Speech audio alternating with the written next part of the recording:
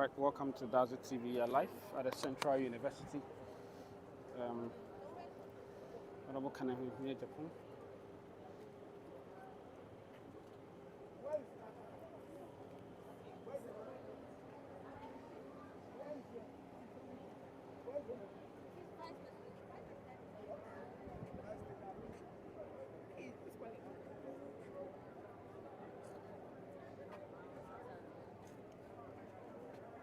You can take the coverage a little bit apart. Right. We don't want to start it now. Okay, please. Let's space them.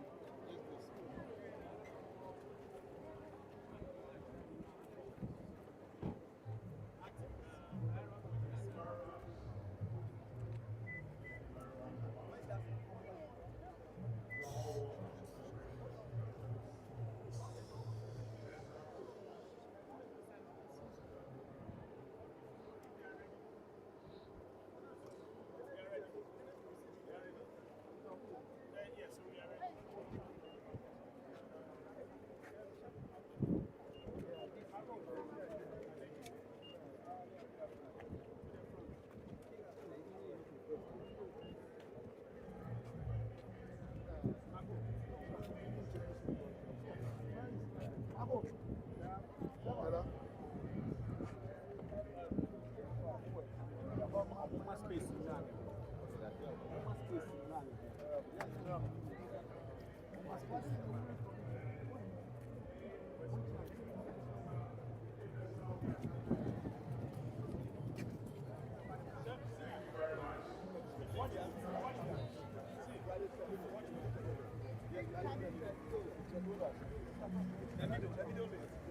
We'll go like this, we'll go here.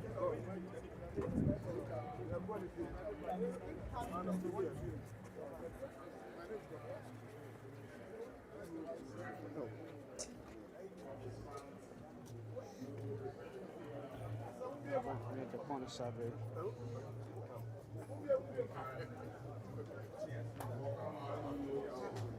Speaker, in the person of Honorable Kennedy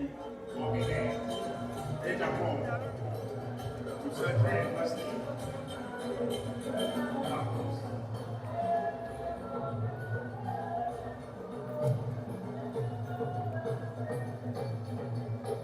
Well, welcome, Honorable Kennedy Agyapong to Central University. SRC Week, a special program that should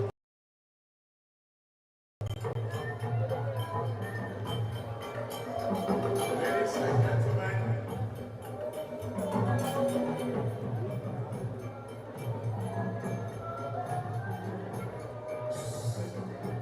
so media men,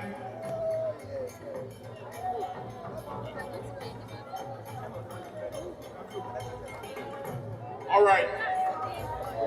Welcome, Honorable Kennedy Agyapong.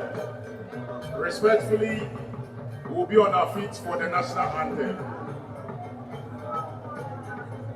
We'll be on our feet for the national anthem.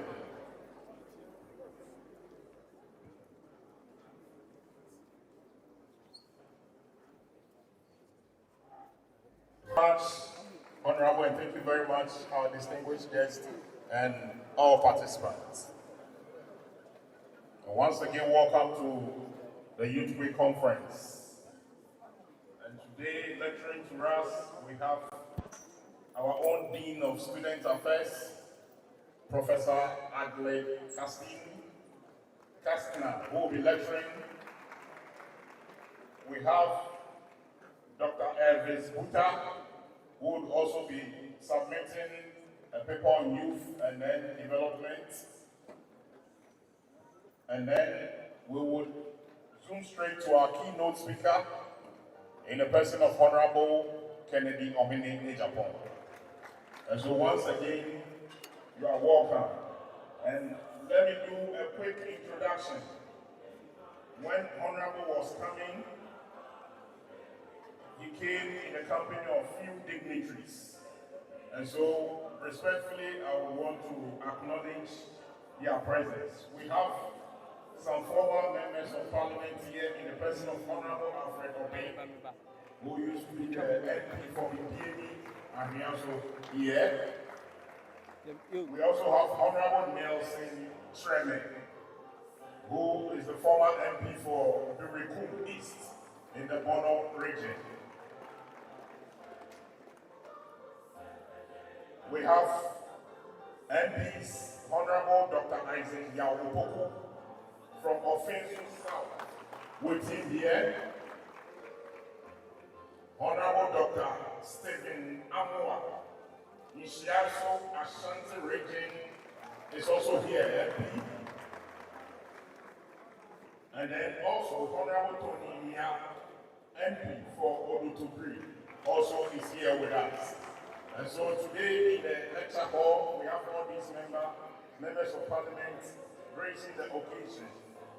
When he was also coming, there were other few dignitaries who represent various constituencies in terms of the political party Honorable Agyapong belongs to, the NPP. And so, respectfully, I will acknowledge Collins Asante, who is coming from Ablekuma, Michael Dampa, Wida, Frederick Brown, Glover, Ningo Brown, Samuel Budi, Odododio, Alex Amano, Ashaiman, Ken Kwanzaa, Central Region. I have Mr. Stephen Adai, Okankwe North, who affectionately believe that Obia anyway. Then I have Mr. Kwesi Poku, Tema West constituency. And then I have Chairman Mako, who is also coming from Ningo Pram.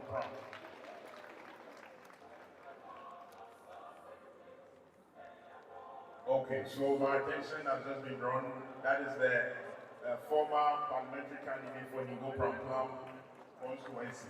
And so my colleague here would also help us if we have any dignitary from the host institution when they join us. He would also help us so that we go through it and we introduce them.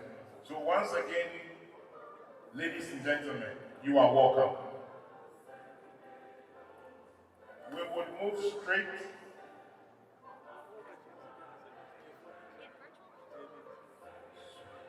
Ladies and gentlemen, we would quickly switch and then he would read the profile of our first speaker and then we'll take it from there.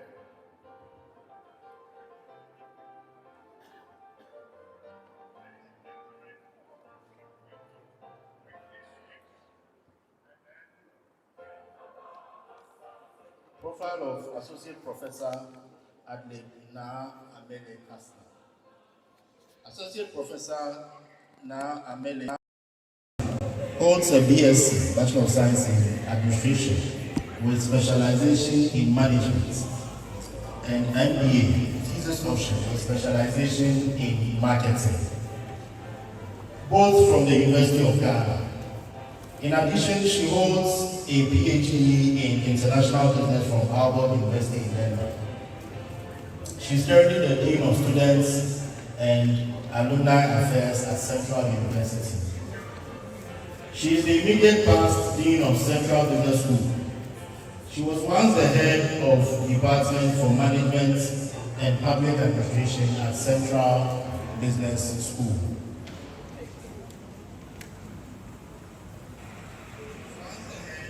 Her general service to the Central University includes Chairman of Convocation, Member of Central University Appointments and Promotions Committee, Member of Central University Council, and Member of Search Parties for the current Pro-Vice Chancellor and the next Vice Chancellor. Prior to joining Central University, she was full-time lecturer at University of Ghana. She holds a diversity of courses.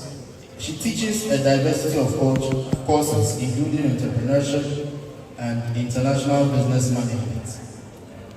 She also lectures church management at the Trinity Theological Seminary. She is an associate member of the Chartered Institute of Marketing, Ghana.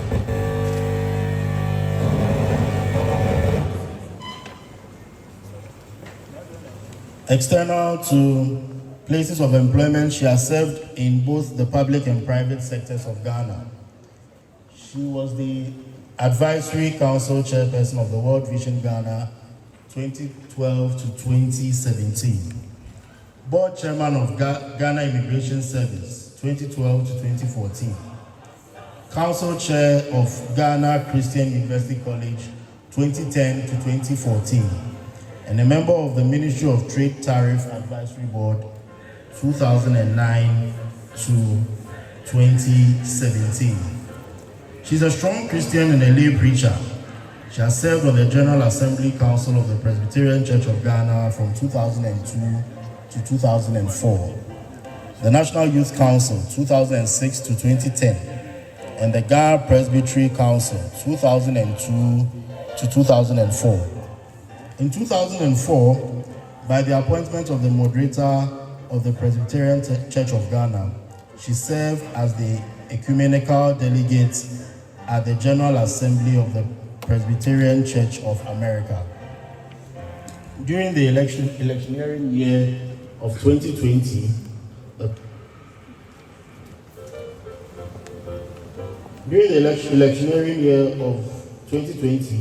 the Presbyterian Church of Ghana appointed her as one of 10 National Peace Ambassadors for the church.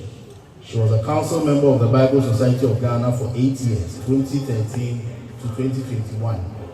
She is the immediate past senior presbyter or elder at the Faith Congregation of the Presbyterian Church of Ghana at Shashi. She is the national president of Accra Girls Old Students Association, AGOSA, and the president of the 1969 year group of the Osu Presbyterian Old Girls and Boys Association.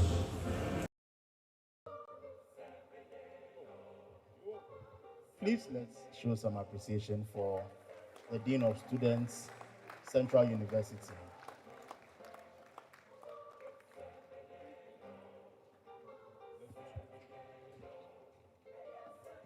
All right. So the first lecturer would have been the dean. We hear she will join now. So we would move straight so that the second lecturer will take off.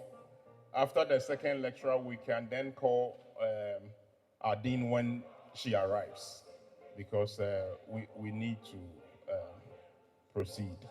Thank you very much. On that note, we would invite Dr. Elvis Buta, who was coming to submit a paper in between the main lectures.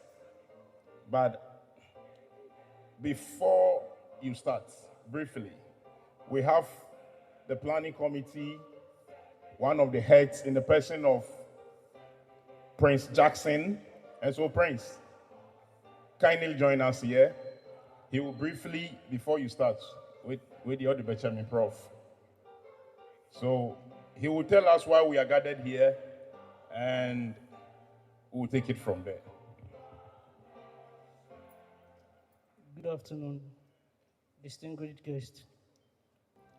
It is my pleasure to welcome you to the Youth Crit Conference, organized as part of our Akwaba Week of SRC. This year's theme, Entrepreneurship and National Leadership, speaks directly to the urgent need for young people and step forward with bold ideas, innovative thinking, and commitment for nation building. The purpose of today's gathering is to provide a platform for transparency, education, empowerment, and we believe that as students and future leaders, it is the time to cultivate an entrepreneurial mindset and prepare ourselves for national leadership roles that can transform society for the better. We are privileged to have Honorable Kennedy Agyapong as our keynote speaker for the day. We also hear a brief remarks from the Dean of Students and a faculty officer. Let me use this opportunity to emphasize that this is a non-political event. While we may have individuals interests from various backgrounds, the sole purpose of this conference is education and developmental program. Thank you. Thank you very much, Mr. Prince Jackson. And we have the IMC or the SRC president, is the IMC chairman in the person of Rashid Razak Seidu. So, Mr. Razak Seidu, oh, please come.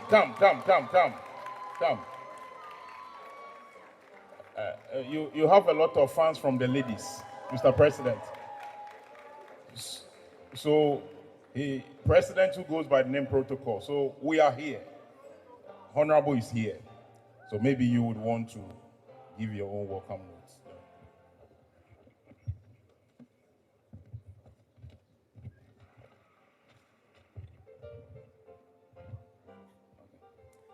Our esteemed guests, external dignitaries, esteemed colleagues, fellow students.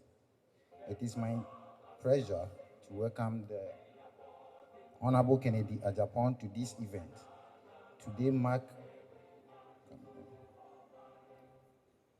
To welcome you all to this landmark gathering.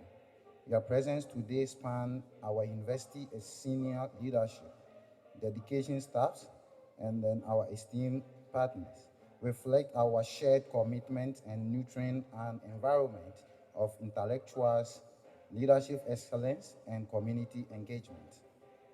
I extend heartfelt gratitude to the Vice Chancellor and then the university management for their steadfast support in bringing this event to fruition. Your dedication and holistic student development underpin every success we celebrate. Today, our student representative, your unwavering advocacy on behalf of your peers is the bedrock of our student community voices. To thank you for your exemplary service, let us seize this opportunity to engage, to connect, and to be inspired by the word of expertise gathering here. May today's proceedings catalyze innovation, collaboration, and an unwavering pursuit of excellence. Thank you.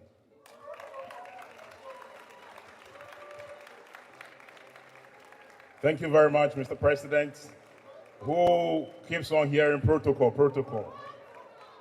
Thank you very much.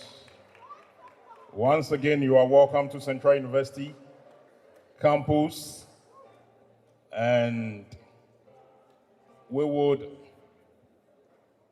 move straight to the lecture points. And like I said, Mr. President, the fans is coming from only ladies. All right, thank you very much. So I once again welcome Dr. Elvis Buta, who would submit an insightful paper in terms of youth and then leadership. Just after that, then we would continue with the rest of the lecture. So, Doc, welcome.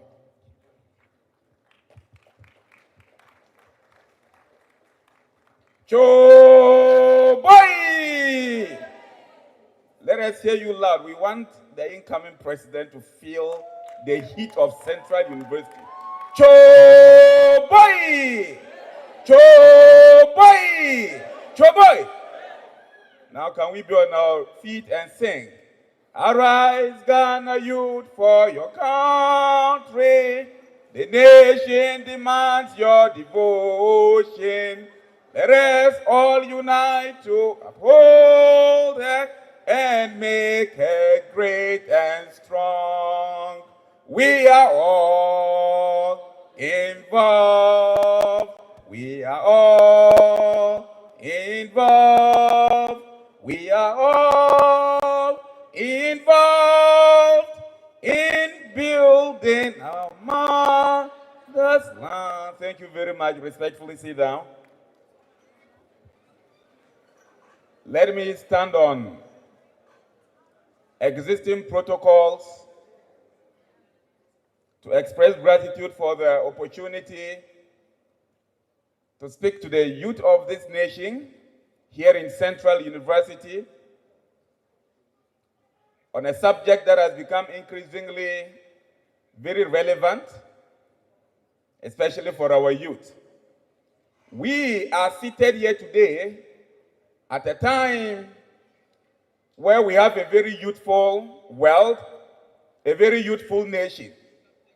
In fact, statistics indicate that Ghana is made up of an excess of 54% youthful domination. And what it means is that the future of our great nation is one that lies in the hands of the youth. And the fundamental purpose of us seated here today is to go beyond recognizing that the future and destiny of Ghana and Africa and indeed the world lies in our hands alone, but in fact should lie in our hearts also. In an era where global affairs are shaped by complexities and multitudes of factors ranging from climate change to rising unemployment, and in the case of Ghana's peculiarities, rising inflation and inexorable graduate unemployment, we must refocus attention to how we can effectively arrest these situations, otherwise they undermine the very survival of our nation. And this makes it important that the subject of entrepreneurship should be on the radar for discussion. Ladies and gentlemen, incoming President of the Republic of Ghana, by the grace of God, I stand here on behalf of the youth of Central University, the youth of Ghana, and representing the voice of Africa, to say unequivocally that we have read about the era of the first industrial revolution where jobs chased people. But today, the realities are in sharp contrast to that which history have recorded. We now have youth not only running after jobs, but actually dying for jobs. Our parents, our poor fathers and mothers invest a lot into our education. But we finish not having jobs. It isn't the case that the young men and women here seated are not knowledgeable. In this era of technology, innovation, and creativity, I can challenge on any platform in the world that the youth here seated have more than what it takes to do as our contemporaries are doing elsewhere in the world. The only opportunity we need now is the enabling environment. We have witnessed a dying nation where talented young men, gifted with enormous potentialities, are not even given the space to speak and not the chance to experiment that which we believe in. We are hoping that as posterity will have you as president, you will be that pace setter, as you have always been, who will grant us leverage, who will grant us latitude, and who will give us a platform so that the next mover and shaker of our continent should be a product of the Central University. Yes, we can do that. The next chief entrepreneur who will be spoken about, beyond Dangote's and even beyond the Honorable Agyapong of our own nation, is herein seated amongst us. What we need is the opportunity to prove ourselves. What we need is the support. We're no longer looking forward to anything. We're no longer looking forward only to spiritual guidance. We are looking forward to an era where spirituality, godliness meets quality leadership. Because to every nation which God has blessed, he has given a great leader who helped people navigate the storms and help people discover their true potentials. That is what we want in Ghana. If youth entrepreneurship must work, then it must be at the instance of quality leadership, exemplary leadership. And let me use this opportunity to call out to action that we herein seated are determined to support a new generation of leadership that is determined to pave an entrepreneurial way for us, because therein lies our jobs. Ghana have experimented every kind of a leader except one. We have seen an era where military men in uniform ruled this country. That does not solve our problems. We have seen an era where academicians, in fact, professors, have ruled this nation, yet they have not been able to solve the critical issue of unemployment and development. We have seen others who have spent the majority of their lives in politics. We can call them career politicians who have become presidents.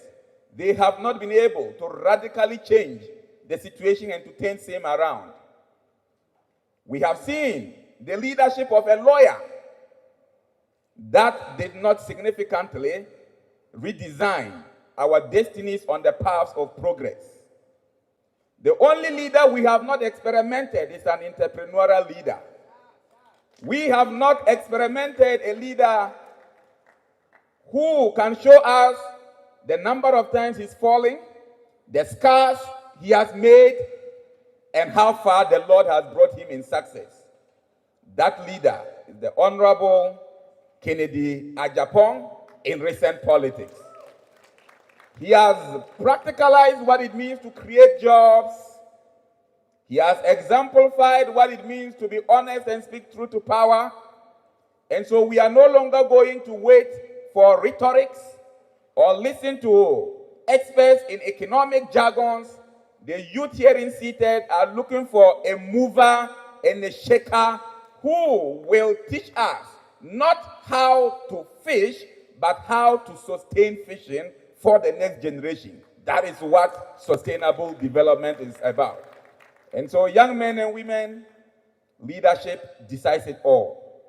It is up unto you and I to pull out from our sleeves all our energies, all our time, and our efforts in determination to stand up for the right leadership. Else our visions, our dreams, our expectations will be buried in the deepest shackles of what we have seen all these years. I thank all of you in the encouragement that we will rise up, not to the stories and the propaganda of naysayers, but to the reality that we have a nation that needs rescuers. We are determined to support in this train that brings rescue. Thank you very much. And in the spirit of Mother Ghana, may we all rise up from today, do the little we can do, and be starters of business for an era that helps us in financing, that helps us in mentorship, is on its way. Thank you very much. Thank you very much. And thank you very much. God bless all of us. Thank you very much, Dr. Elvis Buta. He ended with God help us all. Amen. Mr. DJ, if you can give us a musical interlude, it will help us. Please, Mr. DJ.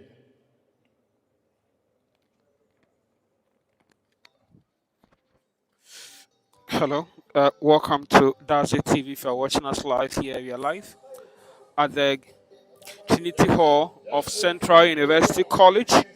If you're watching us, thank you very much for watching us live on Dazi TV. Very soon, Canadian in Japan will be speaking to the students on entrepreneurship, and of course, it's part of. But there's some very remarkable people that I'm seeing as part of the Canadian Japan team. Of course, we all know that this is not a campaign trio, but everybody that will be following Canadian Japan in terms of his presentation and all other places tells you that he probably may be supporting. But the shocking name you're all seeing here is the MP for Inshaya, so Honorable Stephen Amwa, Dr. Stephen Amwa, who was a former Deputy Finance Minister under Nanado's administration. So, as you can see over here, Canada and Japan is the one. Here, everybody is going to greet him right now. So very soon, Canada and Japan will mount the podium. Canada Japan will mount to the podium and then begin to talk to the student here. Sticker is now talking to Canada and Japan right now. And I'm pretty sure that he's going to lead the communication team and everything. Of course, Sticker being a former Our Deputy Finance Minister tells you the caliber of person that he is. And people were shouting when he was about entering the auditorium. So that is Kennedy Ohina Japan here at the Central University College. Very soon he will mount the stage and then speak to the student populace. And then, of course, also, of course, he being a serial entrepreneur, I'm sure that that will be a very great interaction between the student body and the Kennedy Ohini Ejapong here at Central University College. So right now we are enjoying some musical interlude from Ankara too.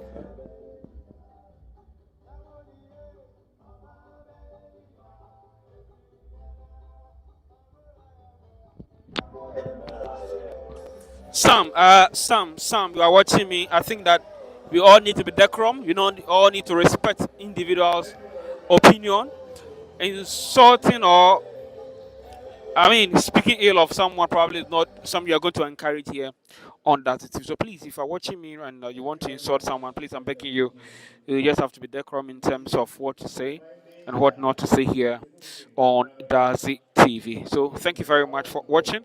And the Canada in Japan will shortly be mounting the stage and begin to deliver his message to the people. So please, if you're watching me, keep your messages coming. Wish someone say, let Ken be Ken. That's Raman say, Honorable Ken all the way. Mecheta say, Ken do Ken. Kwame, I say, let Ken be Ken 2028. Some, your comments, I cannot read it here because I'm not sure that that is good for TV. So I can't read that message here. The program has already started in Canada in Japan shortly. I'll be speaking here. Yeah, yes, in an orderly manner here. So if you know you are standing outside, yeah, so very soon that is what's going to happen here.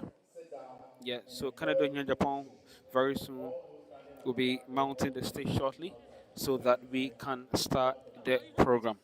Yeah, so stay tuned. Um, very soon there will be a beautiful display from some culture trip students who are going to display something beautiful here.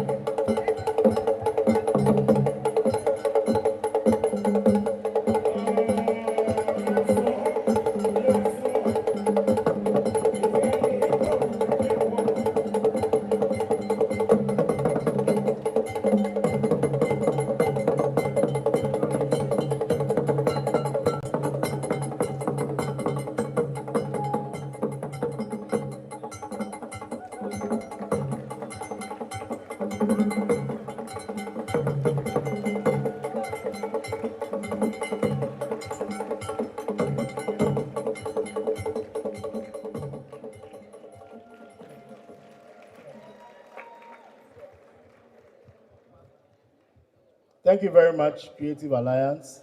Thank you very much. Whilst they were performing, I saw that our dignitaries were spraying them with money. I want you to, I just want to alert you or bring to your attention that all the monies they sprayed were in cedis. They were not in dollars. Okay. They were all in cedis. Okay, so we are safe. All right. All right. Thank you very much.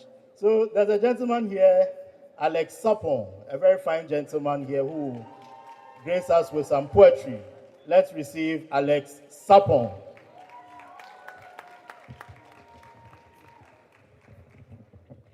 Good morning, everyone. And so this piece is one of my collections I titled Letters to My Young Child. This is the third piece on it. Oh, good afternoon. Okay, I think I was here in the morning, so I still feel it is morning, but that is fine.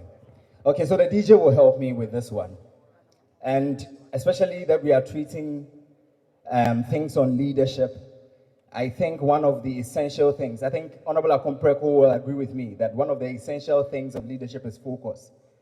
And I think one of the key things that switch the focus of the African man is the African woman.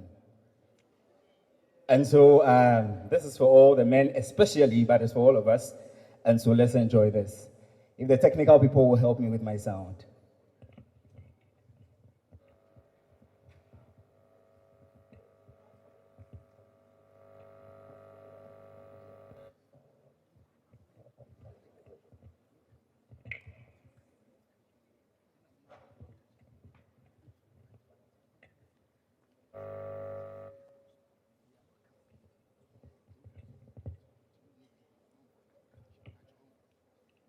We have issues? Okay, then I will just do it just like that. All right, so like I said, this is one of my collection from the Letters to My Young Child, the third one, and the title is The Spell of the I Can't Say It All. Abrabo, ni bo enye bona, forget bona, son to reach hard. And can say yeche races, ya may be white, already victors. Ono yasi jikol, yasa jita. What I mean is when on your marks, and yes, I would say Pia das ya bra was pemo chenka. JK won't call them the saying, I was how can you be bar? There's a copy and you can release with real ease, but production the chin them the door. So into the two T's are for think and take time. Into the two T's are for think and take time. Can you consider this when you are enjoying the striptease? See, the real A is for aspiring for the apex. And yeah, so aspire for the apex and do not think of these. I am speaking to all the gentlemen. I have lost my lines because I have practiced with the sound. Let me take it again. Thank you. Please clap for me. These things happen when you rehearse with your sound. Abraboni bonya bona.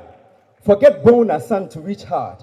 In can say yet races, ya may be white, already victors. One of your sage, call your son's guitar. What I mean is when on your mark. And yes, I would say Piadas, ya brow was spare mochenka, Jakey. Won't call them the da saying, I was uncle you be bar. A base a copy, any answer you can release with real ease. But production, the chin some the dorsal into the two T's are for think and take time. Can you think of these when you are enjoying the street teas? You see, the real A is for aspiring for the apex. And yet, your memoir hand time. So, aspire for the relays na brabo or bad contracts be and here will be signed. You see, they call us racists because life is a relay, but tons pass on, nothing important and just pass away. But you, I hope you do, because your sons will appreciate like a salary that you give them a good raise. Follow waste and be wasted. The choice is yours. Media maka, fine, one fine, that is fine, of course. But beware that someday we will ask for what you have done in this life, and you have to be able to produce it. Thank you very much. There's a summary of it. Thank you. Oh, you can appreciate that. When you are enjoying it, think of the A. Thank you very much. And I can see in the audience right in front of me, Honorable Bisu, former presidential staffer. You can appreciate him. And then also, okay, so as we progress, we'll introduce all the persons that will walk in. I'm reliably informed that the Dean for Student Affairs was seriously trapped in this very traffic, so a kid is bringing her, but the program is moving on. So at this point in time, Mr. DJ, whilst we're prepared to enter into the key section of today's lectures, you will give us a very good tune, and then we will call the gentleman to introduce our keynote speaker for today. And so before you do that, we can see staff of the university who are present in today's program. We have with us Emilia Abrefisapon, who is in charge of admission or the admissions office, Francis Danso, also at the estate. We have the finance directorate staff, senior staff here, Denise Lano. Then we have the PR department leads over here. We have Annabelle Jesse. And then the chaplaincy department, we have Babi Miraculous Mercy here. IT also is represented here by Kwesi Anane. And then we have Godwin Na, Sylvia Ahiataku, David Akume, all from finance department, Daniel Amfo, counseling, career service, and then Kelvin Korte, Faculty of Arts and Social Sciences. Thank you very much. Mr. DJ, please give us a musical interlude whilst we're prepared to invite our keynote speaker for the day. So DJ, please.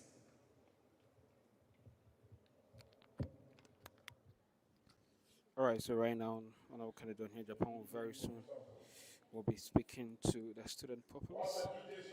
Yes.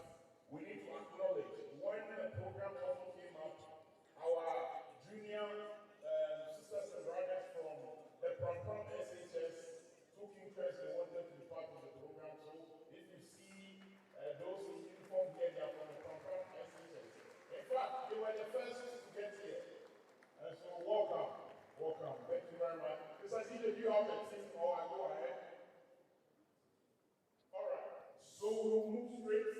I will invite Mr. Armstrong, who will come and introduce our keynote speaker for the day. Please appreciate him. Thank you. A big round of applause for yourself. So take a round of applause.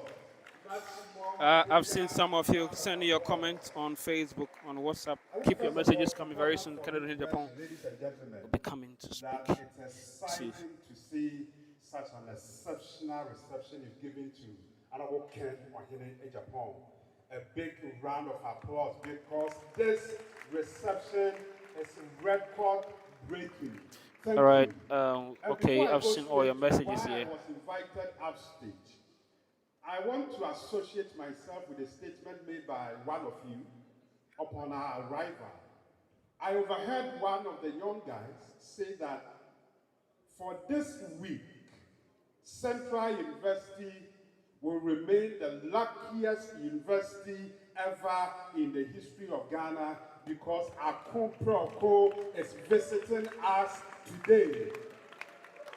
Ladies and gentlemen, to such a young man who made this profound statement, and every single one of you who believes in the vision of Honorable Ken Ohene Agyapong, I say unto you that you are the future Kennedy Akon Preko Agyapongs. Thank you, ladies and gentlemen.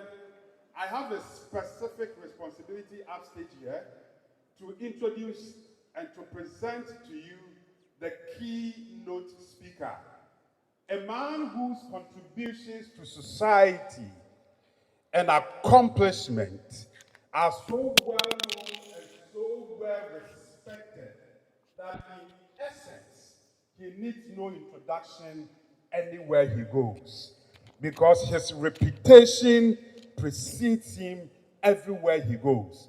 Nonetheless, I will proceed to say a few things about him. Ladies and gentlemen, the keynote speaker is a philanthropist, born a philanthropist, and having risen from a deeply humble background, Honorable Ken Ohene Agyapong has lived all his life for others. A few weeks ago, a young man was asked how he got to know Honorable Ken Ohene Agyapong, and the response was so profound.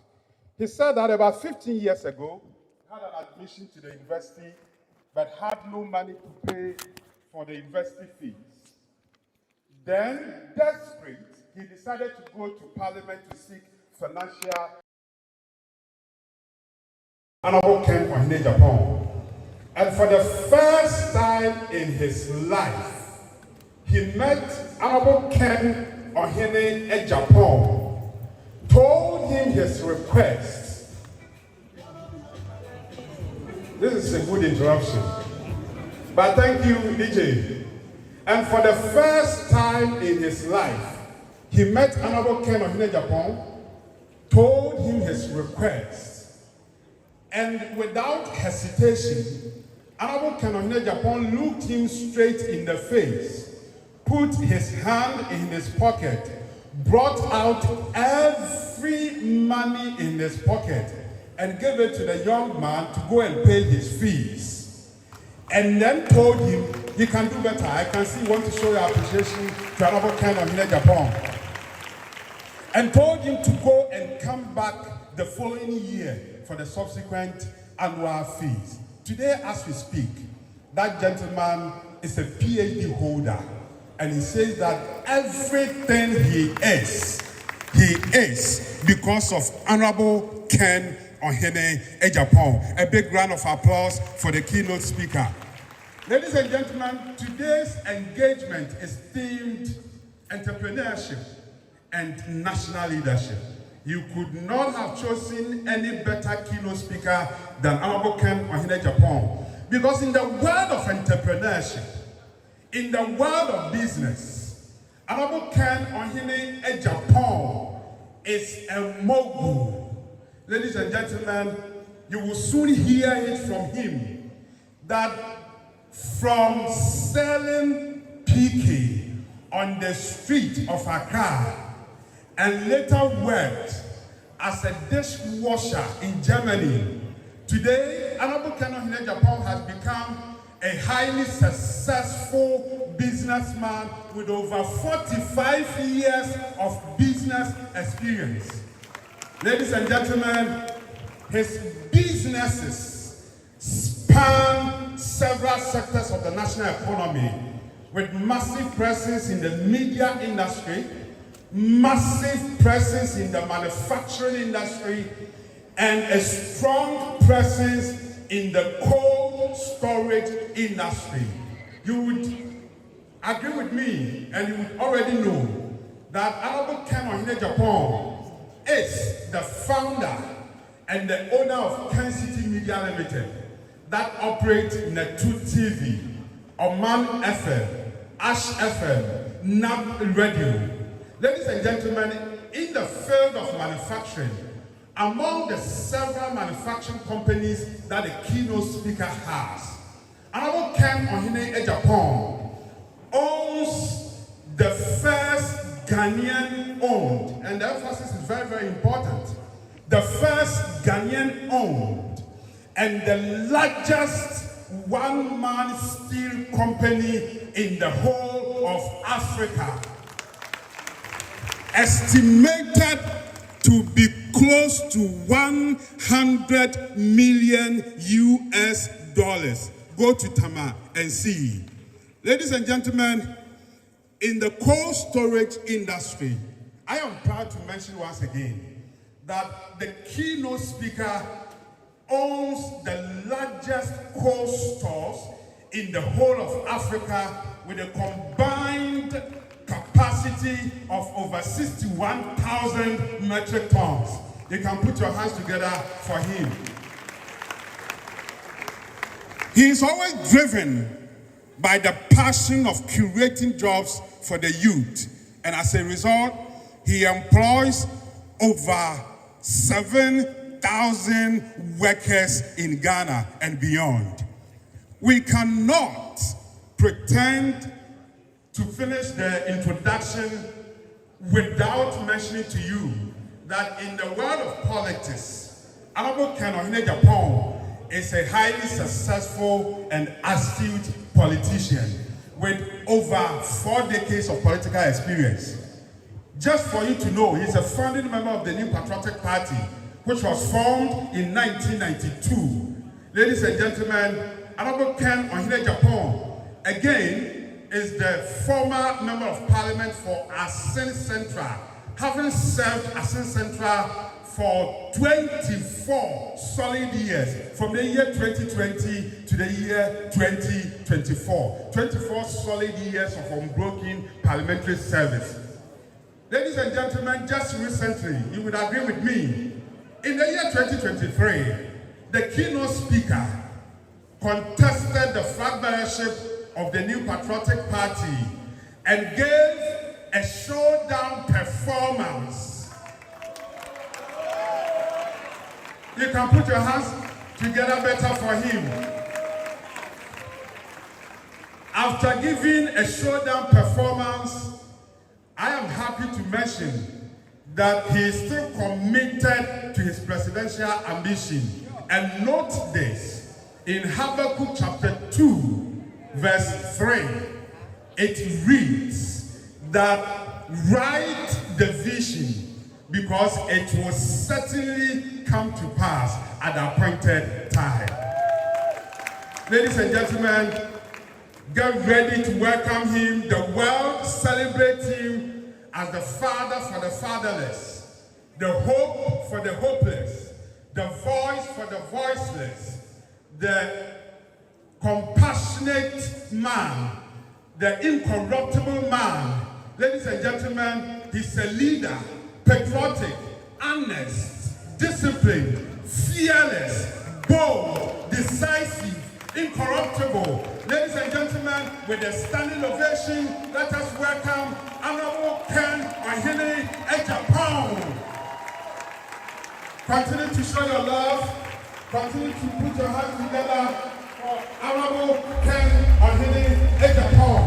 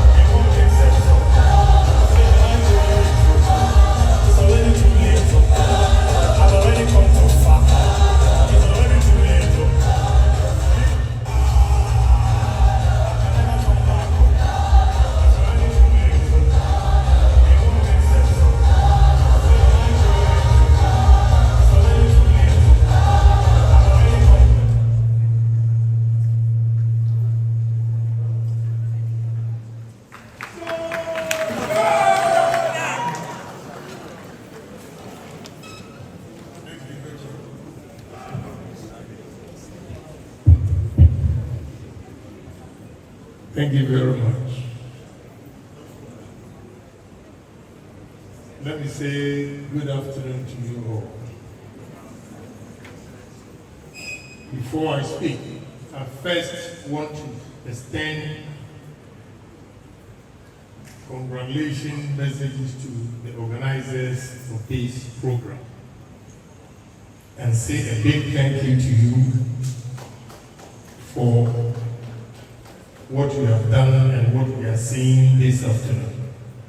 Thank you very much. Again, I want to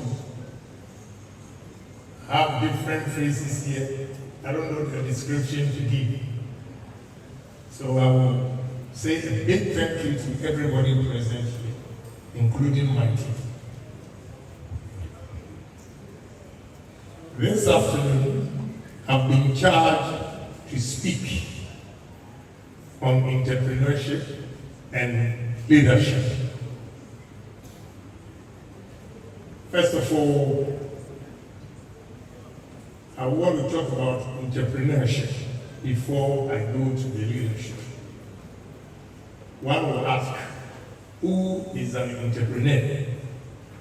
Entrepreneur is an individual who takes risk to create businesses and also enjoy the rewards. Simple put. But if you talk about entrepreneurship, I know you are all educated, and therefore you have pretty good knowledge about entrepreneurship. But what you learn in the classroom, although it's applicable when we are really doing business, but there are certain things that are not taught in the classroom, and which I want to do justice to it, so that you become informed with what you have learned in school and what you are going to be confronted with as an entrepreneur when you come out of college. First, I'll use myself as an example to motivate those of you here, especially the young men and women who have decided to come, leaving everything, your studies, and here some of you have exams, just to come and listen to me. I will share my personal experience with you, for you to know that entrepreneurs are not born, but they are made. Entrepreneurs are made, they are not born. So those of you who take consolation and say that, oh, entrepreneurs are born and therefore if I'm not an entrepreneur, I'm not capable of doing it. It is not true. Entrepreneurs are made, and you can emulate it from successful people. And through that, you can also call yourself an entrepreneur when you begin to establish businesses. Now, we have 7 qualities of an entrepreneur. First, I want the students to write it down.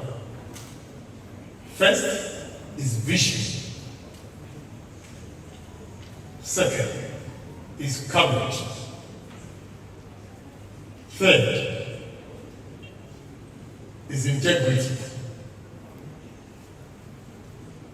Fourth, focus. 5, foresight. 6, courage. And 7, cooperation. When you have these 7 areas and you focus on it, you can be an entrepreneur. Now this side of the world, I want to bring it home to you that to be an entrepreneur, first, you need to have the vision that I'm not going to work for an organization for the rest of my life, but I want to also employ people. When you have that vision, it means you are preparing yourself to become an entrepreneur, one who will create businesses and opportunities for others also to enjoy. And this vision, those who have the vision, is those who think of the future. They are not complacent of today, but rather think of tomorrow, what they are going to do. When we have such people believing in the future, then you can say that we have a vision. It is not only the vision. You need to be courageous. You need to take bold decisions. That is what we call in economics risk. You have to take risk. Why it is necessary to take risk is that all of us have dreams to be somebody in future. But the courage to take your destiny into your own hands.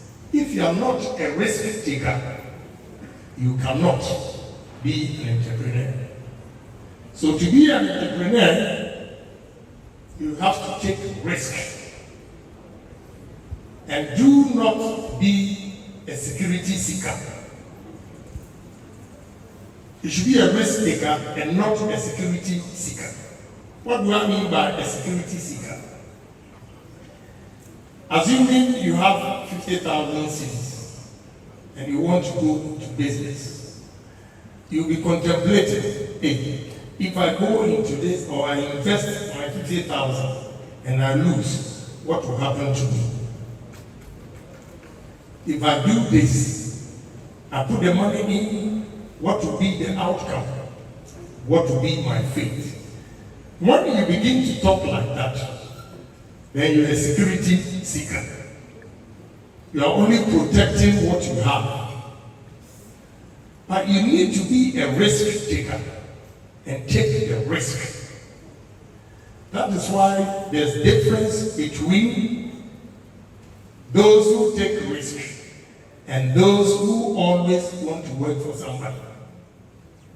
The one who works for somebody is not a risk taker, and therefore is not an entrepreneur.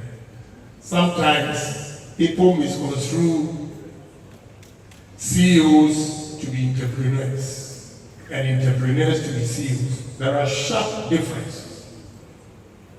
Entrepreneur is the one who creates the business and employs the chief executive to be a manager and manage the business. So there can be the most educated people sit at home waiting for somebody to create for them also to manage. They are all good, but there's a difference. An entrepreneur and a CEO who manages the business. He is a manager. Again, even in business, an entrepreneur is the one who creates. Because when you say a businessman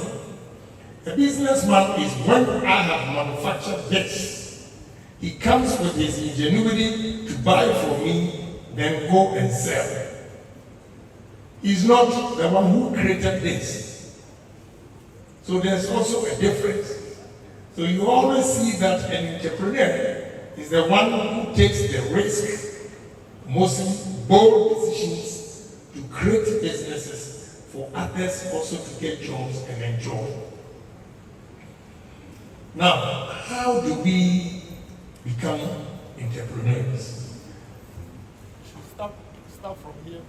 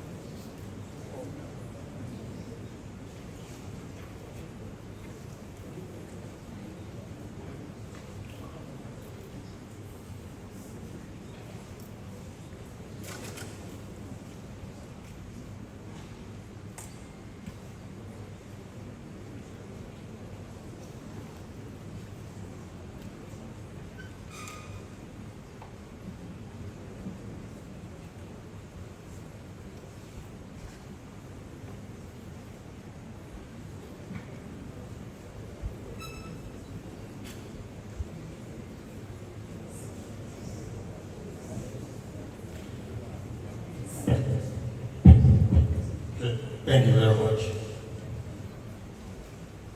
How do you become an entrepreneur? As students here, I want to give you practical example. When you were coming to school, parents gave money to you. Maybe you were giving 1,000 cedis for the semester. What you have to do with the 1,000 cedis a semester is that you make sure you save at least 50% of the 1,000 cedis, which is 500. Live a subsistence living for tomorrow. You live a subsistence living today for tomorrow. What I mean is, you could have spent the 1,000 cedis this semester. But if you save 500 out of the 1,000 cedis, you've raised a capital of 500 cedis. Although in your standard, you might think it is not good enough. But I want to assure you, it's good enough because that's the beginning of savings. When you save this continuously, you can compare yourself with your colleague who spends his 1,000 cedis every semester. It comes up with 0 in his account. Whereas in 3 semesters, you will have 1,500 cedis. That's the beginning of raising capital to start a business. Especially, I see some of the young ladies, when they raise this capital, then they begin to buy hair products, hair piece, and be selling them. That is the beginning of entrepreneurship. You build on it, and as time goes on, you see that you have raised enough capital to expand the businesses. You are better off than the one who will keep up the Johnsons and say that, oh, John has bought this shoe, a designer shoe, I'm also going to get it. So you spend your last peso to buy a shoe. Whereas you could have saved that money for unknown tomorrow. So to raise capital, you need savings. You should have the power to save every money that comes to you.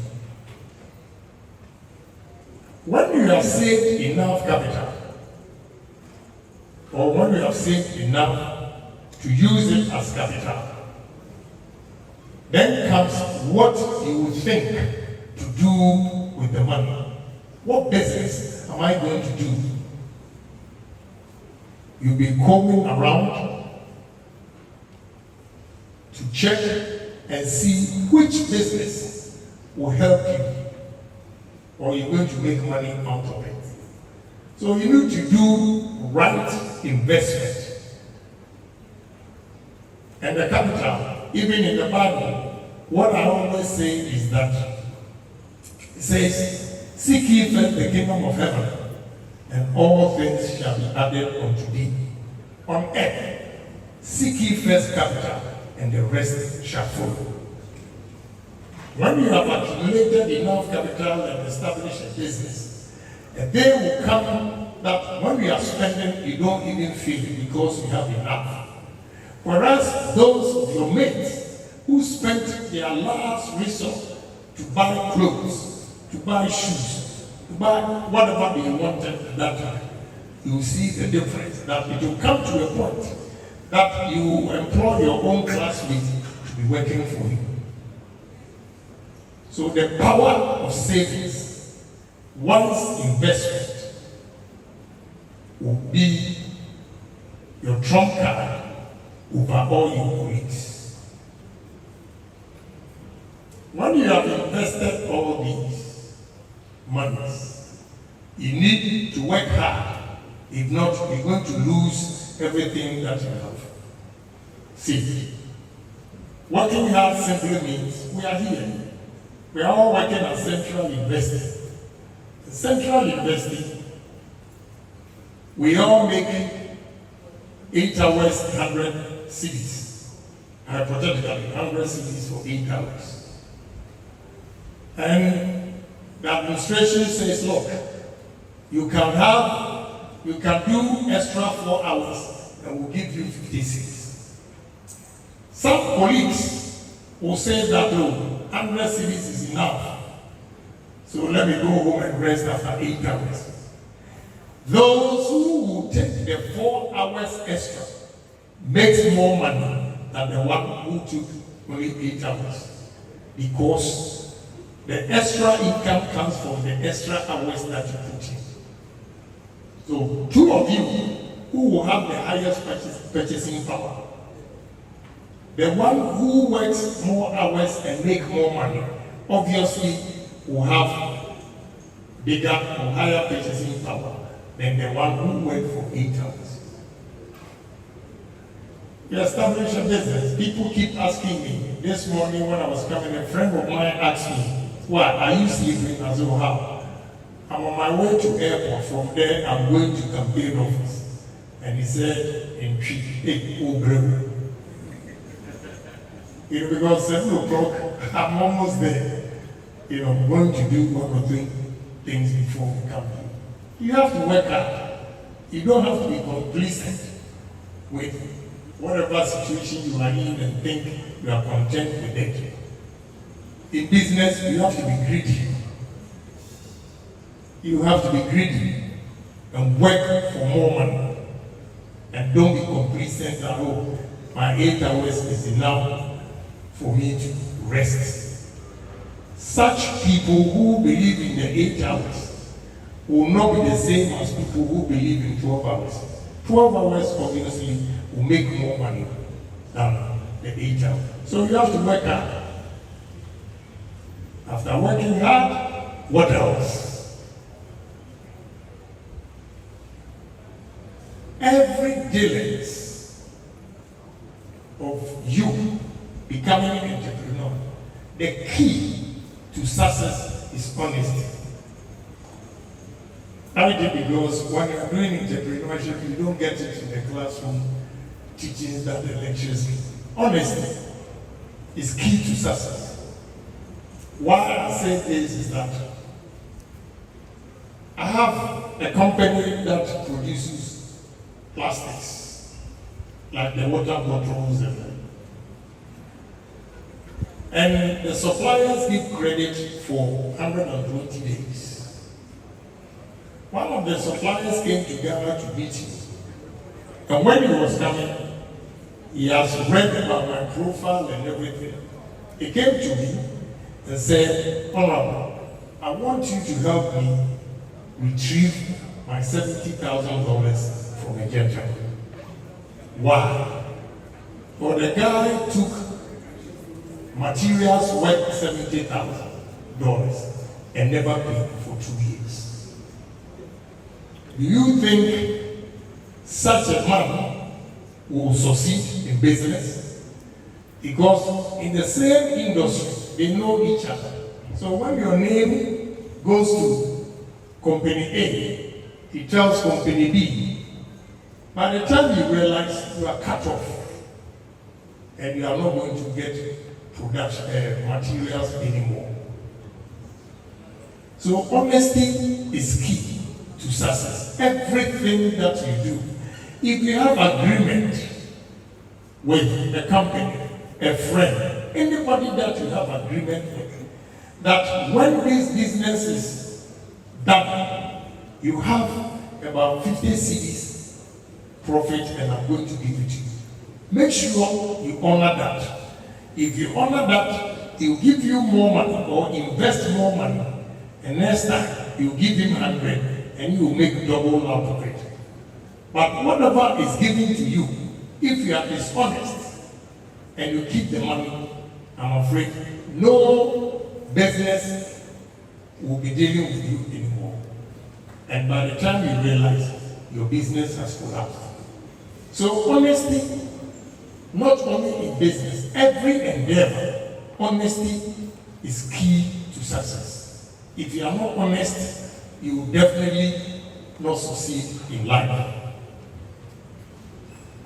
But with all this, This side of Africa, we have challenges as entrepreneurs or businessmen who are aspiring to a greater heights, have challenges. What are some of the challenges? The challenges, one, is our own attitude towards work. Our attitude towards work.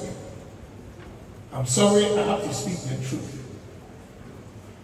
Most of us, or many of us, our attitude towards work is horrible. Why do I say this?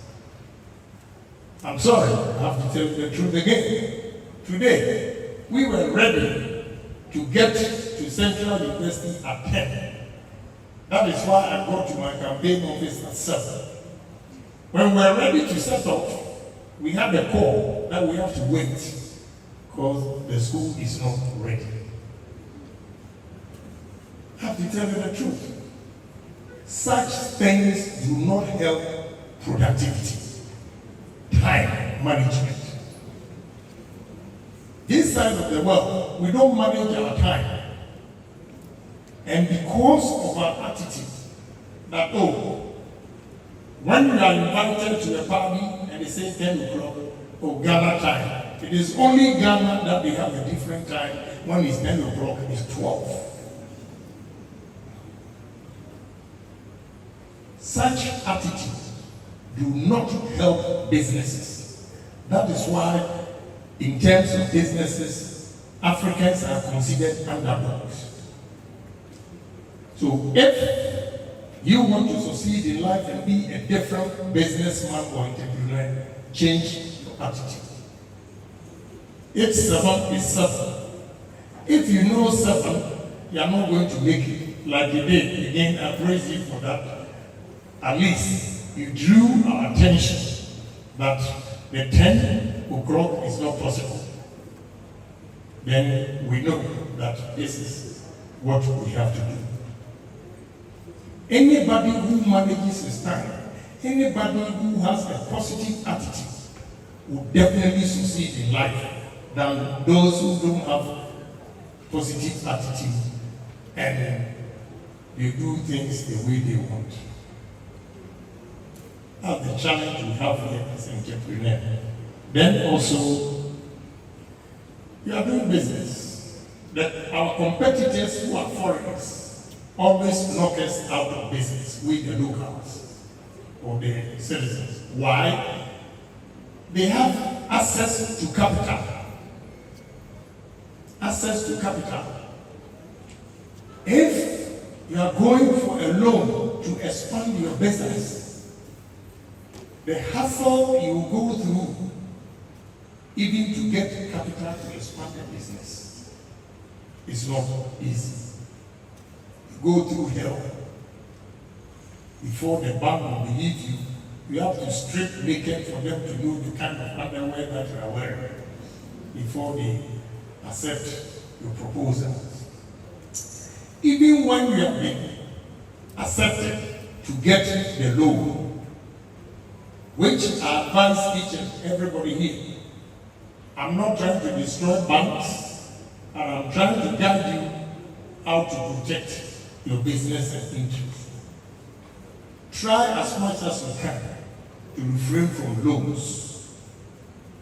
Loans. We have ridiculous rates in this country, hovering between 30 to 35%. Whereas our competitors coming from China, India, Lebanon, UK, wherever they're coming from, come with a loan with interest between 3 to 5%. How are we going to compete with them? That is why you see that Ghanaian entrepreneurs are only doing the small scale businesses. And the large scale businesses you find in this country are owned by foreigners because they get cheaper loans, come in and invest, and their cost of production is cheaper than us because of high interest rate that we take. So one of the challenges is the loan that we take. is so expensive that it's not been easy for anybody. Again, another problem we have in this country is culture. Our culture impedes progress. And if you have the same culture in your organization, it impedes the progress of the organization. Why? Here in Ghana, if somebody steals from my company and I fire him, you have Reverend Minister coming to beg, politicians like my colleagues calling me, you have your relatives, your uncle, your father, your grandfather, all of them coming to you to plead with you. Meanwhile, elsewhere in the developing countries, when you are fired, you are fired. Nobody comes to beg for you. Then again, here when you are fired, you can go to your mother's house, you can go to your father's house, and at least you will eat. In the developed countries, you have to pay your rent. Even if you are staying with your mother, you pay rent. You have to buy food. You have to take care of yourself. And if you lose your job, there is no pastor coming to beg. There is no uncle coming to beg. There is no politician coming to beg. That is why the systems are working elsewhere and it is not working here. So if you want to succeed, I tell you the truth, even your own family, don't employ them. Let them stay home. Don't employ your own family. Let them stay home. When you make the money, you take good care of them. That person, oh, Uncle Ken, oh, you're nice. But if you give him a job and he doesn't do it and you sack him, your cousin will come and a family will be more than and one purpose in your forces. Meanwhile, if you don't sack them, they will collapse the business, and these same relatives of yours will call you a useless man. A useless man. So you have to be bold and make sure you protect your interests. And your interest is to take firm decisions. You have to be straight. That's the only way you can make it. Because if you are working with a Chinese company and you get fired, will you get a politician to go to the Chinese company? But in my case, you get my colleagues coming to beg. These are some of the disadvantages of Ghanaian entrepreneurs. So if you want to succeed, stay away from all these things and you'll be an exceptional entrepreneur. If not, whatever you learned in books will not be applicable because of the mindset of the people. So young men and women here, I want you to take your destiny into your own hands and challenge yourself that if Agyapong has done it, I can also do it.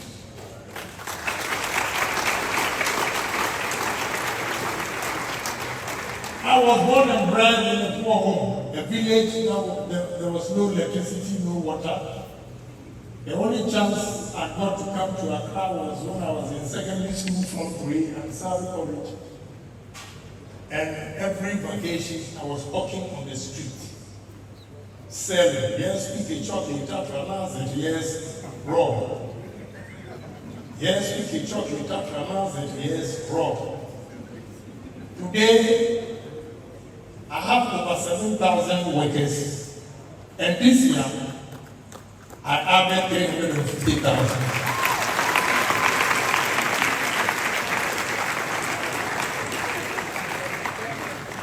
So use me as your role model and emulate whatever I have done. Study it and challenge yourself that if Agyapong, you are fortunate to be in the university at the age of 22, 23. I went to Fordham University at the age of 33. After hawking on the street, washing plates in Germany, driving taxis, and working at the bakery in America, I decided to go to university. And here we are today. So say to yourself, if Agyapong has done it, I can do it too.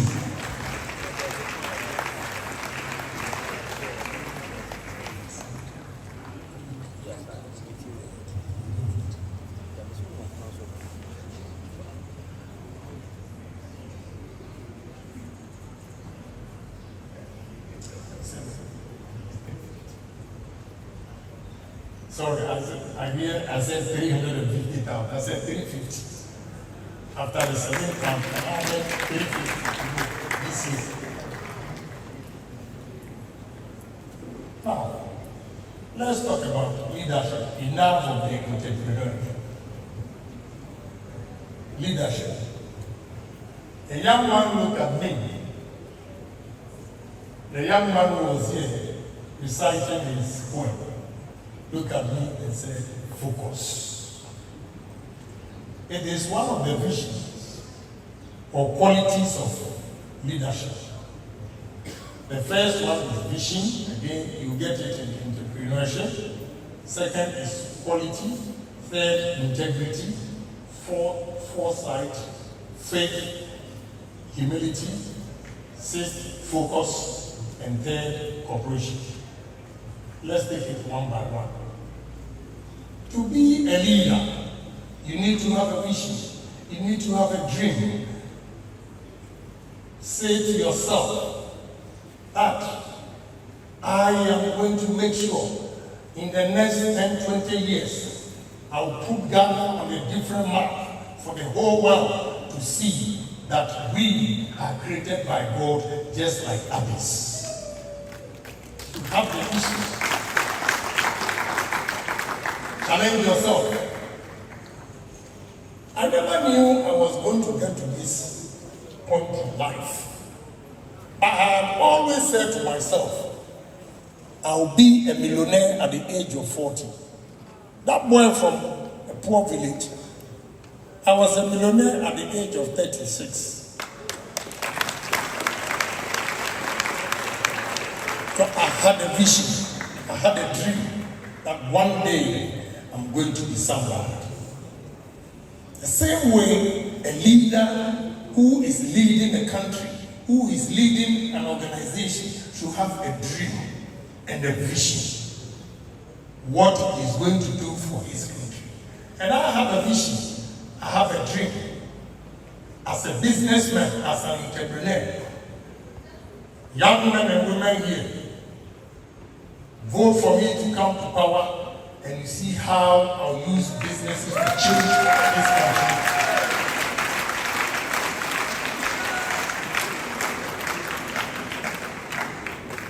A leader should have the courage. A leader should have the courage. If you don't have the courage, then step aside. Let me quote Abraham Maslow. Abraham Maslow said, in simply put, you will either step into growth or you either step back into safety.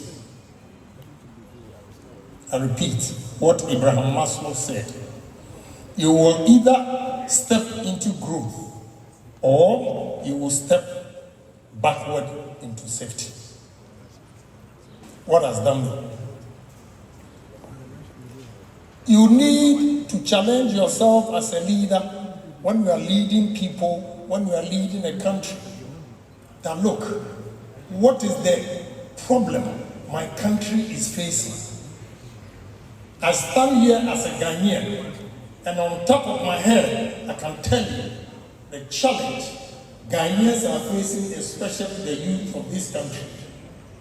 When we have over 100,000 students coming out of every year, you have only 10% getting jobs. What happens to the 90%? You need a leader who is creative, a leader leader who is bold and courageous.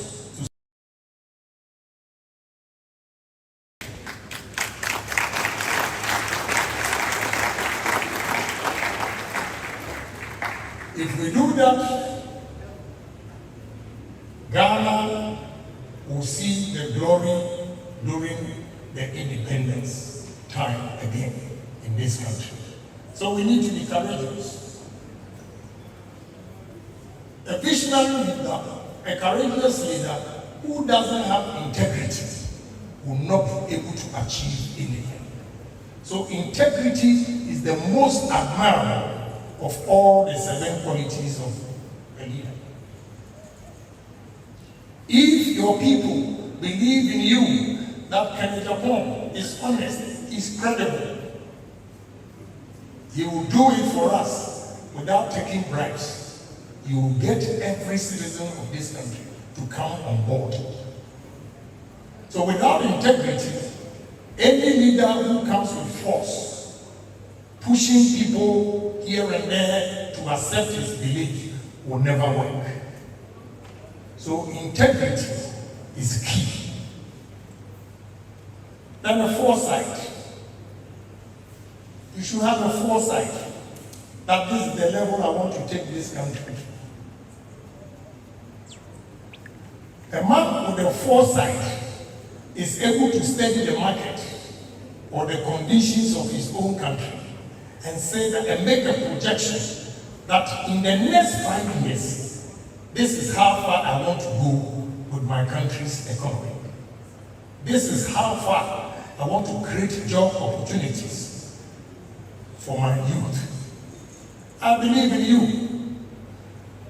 If not the youth that invited me, probably I would have been in America because today, on Monday, my daughter, a dentist, I'm a village boy.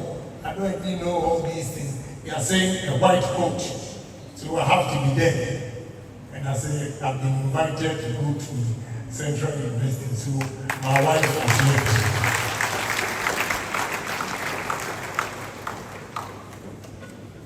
Again, besides the foresight, you need a leader with humility.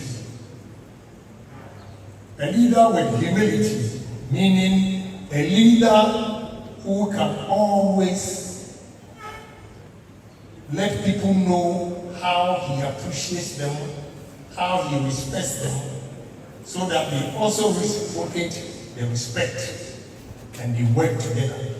If you become a dictator and you don't respect the people, no matter the brilliant ideas you have, if you are not humble with your people, you will never achieve your goal. So a leader must be humble and bring everything on board, everybody on board. A leader should stay focused. I have challenged myself that in the next 3 years, I should employ 10,000 workers in this country.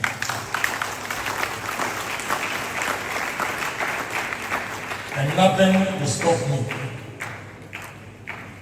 I'm staying focused. I have planned it. This time, there are turbulence in terms of the economy. And we are going to confront the turbulence, the situations we are in today for a better tomorrow. So I'm focused. And to be a leader of this country, if you are not focused, you cannot lead this country. I want to stay focused. There are distractions here and there, but I close my ears, my eyes, and pretend I have not heard anything, because I don't want any distraction.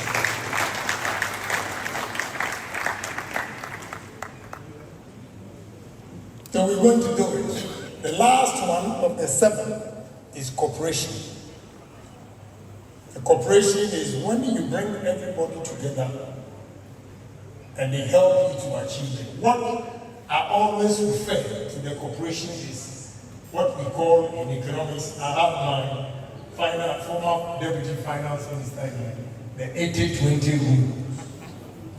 The 80-20 rules is simply put, 20% of your workers who believe in your ideologies and work with you can give 80% of the company's results. That is what we call 80-20. So we are going to use cooperation to bring everybody on board in terms of development. And we can do it. Let's say to ourselves that yes, we can. Yes, we can. Yes, we can. That's the only way we can change this country. We need the cooperation of everybody to move this country to a level where if 100,000 students come out of college, at least you have 80% of the 100,000 working.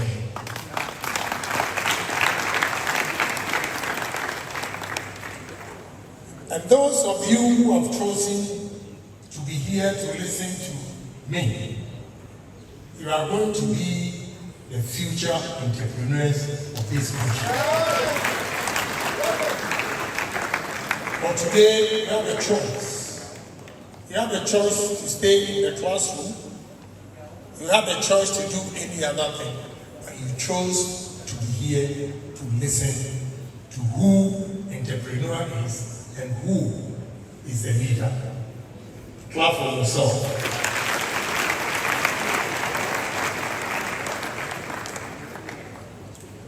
So this afternoon, what we have learned, most of them, you don't get it in the classroom. It comes from personal experience. So I share this personal experience with you and give you confidence that each and every one here should take his destiny into his own hands and say that sky is the limit. Don't be complacent. Don't be a myopic thinker. Don't be complacent and think everything that you have is enough for you. Strive hard and make more money, create more businesses. That makes you a better person in society than anybody who did not come here to listen to this message. So young men, young women present here, I want to take this opportunity to thank you for giving me the opportunity to share these few ideas with you. And I know we are not going to get everybody to come on board to be an entrepreneur. But even if we get 10 out of the crowd gathered here, we've made a little. And definitely one day we'll benefit from it. So say to yourself, if Agyapong has done it, I am also going to do it. And I can do it even better than Agyapong. Thank you very much. God bless all of you.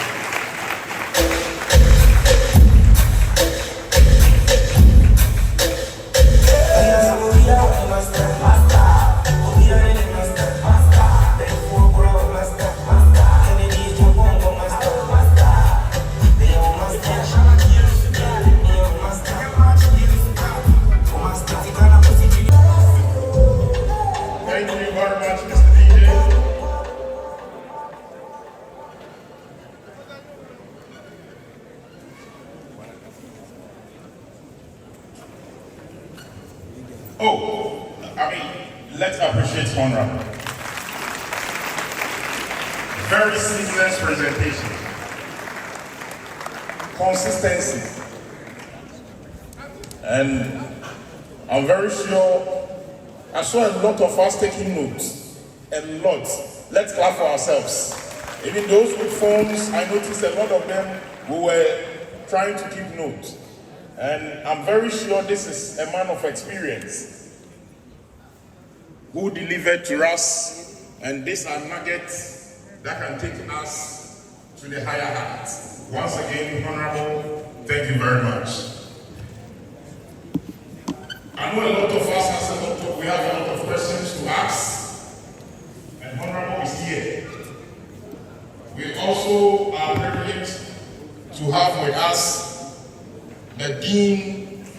Student Affairs in the person of Professor Adley Kastner. Please, let's appreciate Mommy. Thank you very much. Thank you. In due time, she will come and submit to us a paper. At this point in time, we'll be taking 3 rounds of questions. The first round will take 5, then we come second round 5, and then third round 3. Then we are good to go. Let your question be short and straight to the point. We would, let's see, if you have questions, just lift up your hands. Yes. Steve.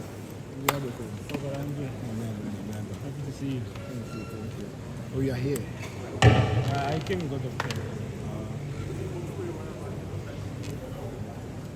Hello. You mentioned your name and where you are, who you are, and where you come from. All right, so we are taking where is my OMC, please? So let's see the first 5. Just let's 1.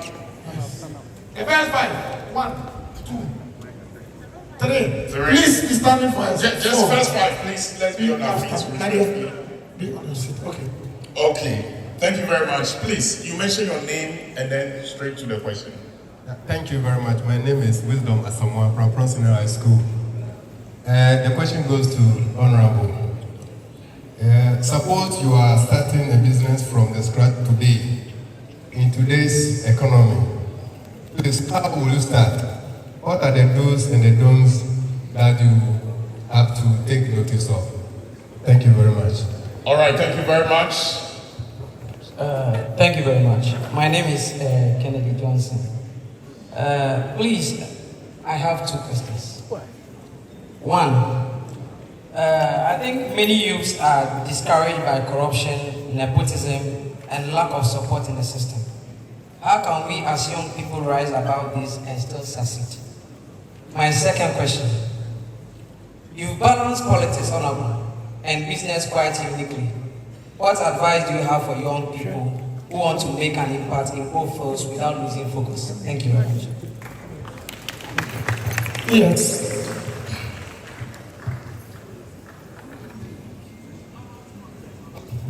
Thank you very much. Yes, please, go ahead. Please, your name. My name is Sonu. Also known as Sonu. Okay, so my question to Honorable is, Honorable has been consistent about interest rates. I've listened to a lot of the presentations, interest rates, and it's moving around 30-35%, as he said. I want him to tell us exactly what can be done, since we've had the professors and the doctors and the lawyers handle the economy. As a businessman, what specifically is going to do to make sure that interest rates come down so that we can be competitive with the foreigners? Thank you. Hello. My name is Papayao, Ghana Telecom student. Well, I'll begin with punctuality. Honorable made mention that most of us are not punctual, especially using the university as an example, not coming on time. But then, when you are from Accra to North, probably using railways could take you like 30 minutes. Yet we need to take bus, which will take up approximately 21 hours before getting there. Means maybe we have not prioritized our time. It's not concern of us yet. Secondly, as children of the land, say I'm an entrepreneur, definitely I intend to grow my business overseas. So, do we talk about industrialization as part of the entrepreneurship, or that also matters not? Again, it goes to the professors in the house. Outspoken. If there has been a research on our language being changed, let's say, for instance, science, being changed into our language, and therefore not going to learn English before you'll be able to know you have to mix this chemical with this to get this metal. Thank you. I think on the second question, we'll let Honorable speak his opinion on that, because it is Honorable we are asking the question and not the professors. Honorable Kennedy, my name is Roshonai. I'm from Nigeria. So coming to Ghana, I've had to adjust to a lot of things, and I have really tried to understand the economic landscape here. So as an aspiring entrepreneur with a keen interest in real estate and the stock market, I am particularly interested in your insights. Given your remarkable success in business, in building a business empire, and considering the current economic climate in Ghana, what key indicators or qualities do you prioritize when considering investing in a new business idea? Furthermore, what crucial advice would you give regarding securing initial funding or investment for a promising startup? Okay. Honorable, try to answer the questions.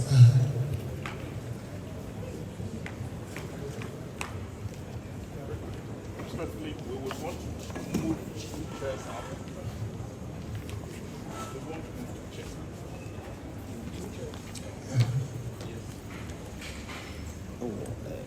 Campaign office. Martin. Meeting.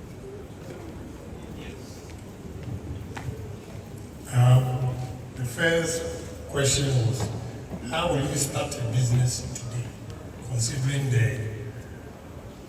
economic environment? What I can tell you is it depends on your capital. Like I said, you need savings. You need to save to raise capital. And when you have enough capital for a particular business, you do the analysis and see that where I'm going to establish this business, we call something economics, a comparative and competitive advantage. And let me give you one example when it comes to comparative advantage. In this country, we have about 6 regions that are calling for large-scale agriculture and industries. But to site your company or your factory, you first look at the locations. So this is when you have the capital. I hope you are listening. When you have the capital, the location is also very, very important. So it's location, location, location. Today, if I have to invest in large-scale farming and agro-processing, I'll be brutally frank. I will invest in Volta region before the north. As a businessman, because of proximity to market, because of proximity to the port, if I have my finished product from, say, Sogakubi, it will take me about an hour to get to the port, 1 hour, 20 minutes to get to the market. But in the north, it will take me about 21 hours or 2 days to get the stuff or my finished product to the market. The cost of transportation alone will eat into your profit. So when you have capital and you are citing your business, you should consider location. It's very, very important. You just don't go, even if you're going to rent a shop, look at where the traffic is heavy. If you want to go into raw materials, look at areas where they are building new homes. is how you take the decision, the strategy, to start the business. You just, and again, know what goes into a particular business. So you have to do a good research and not just enter into any business. When you do a good research for a product, then you can say that this is where I'm going to site it, this is the product I'm going to manufacture. So all these things is a whole topic that we can take a whole day to discuss. Nepotism. Nepotism, favoritism is what is killing this country. No doubt about it. You know, recently in the news, you hear Agrada and Sami Jemfi. You know, if I were the president, I would fire Sami Jemfi right away, not even a second, because the evidence is clear. I don't need to go and do any investigation. To serve as a deterrent. Young men and women complete their university education, they did their national services. And even national service, you have to pay to get a good company to work with. If you don't know a politician, you cannot even do your national service. All these things are impeding progress. And because of that, because of nepotism, we always employ square pegs in a round hole. So it's a canker that we need to solve or resolve. So I'm glad you brought it up. And you also questioned about business and politics. It is not very easy. In business, I would have gone far than where I am today if I'm not a politician. Why? Because I belong to one political party. If there's change of government, they attack your business, the new government attacks your business. Even your own government, your friends might look at your face and they don't like it and try to kill your business. But if you're a politician and you're not a businessman, it's different. You don't feel the pain. But if you're a businessman and you are still doing politics, it is not very easy. So to balance it, all you need to do to enable you to balance it is honesty. Don't compromise on your integrity. If you compromise on your integrity and do any fishy deals, any change of government, they will come after you and collapse your business.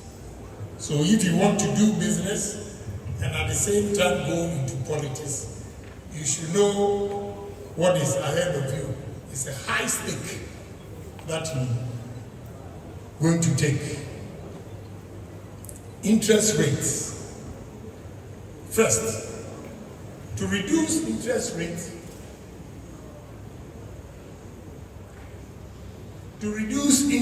in this country, I have to tell you, I am not scared. I will tell you the truth because I'm a businessman. You don't need the government competing with entrepreneurs or businessmen in terms of borrowing. The government is borrowing from the banks, and private sector is also borrowing from the banks. It makes it very difficult for the private sector to get a lower rate. 2, Bank of Ghana sets a prime rate at say 22%. Where on earth do you set the prime rate at 22% and expect the bank with all the risk also to give to customers at 25? So right from day one, the Bank of Ghana regulation is nothing to write home about, and therefore they have to do something about it. Again, production. When we create businesses, the government will get taxes from workers, the businesses, they pay their annual taxes and everything, the corporate taxes.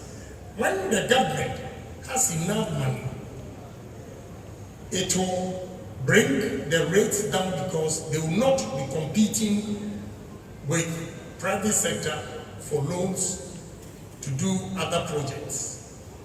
So creating more employment and flooding the market with goods and services will also bring interest rates down. Today we are talking about dollar.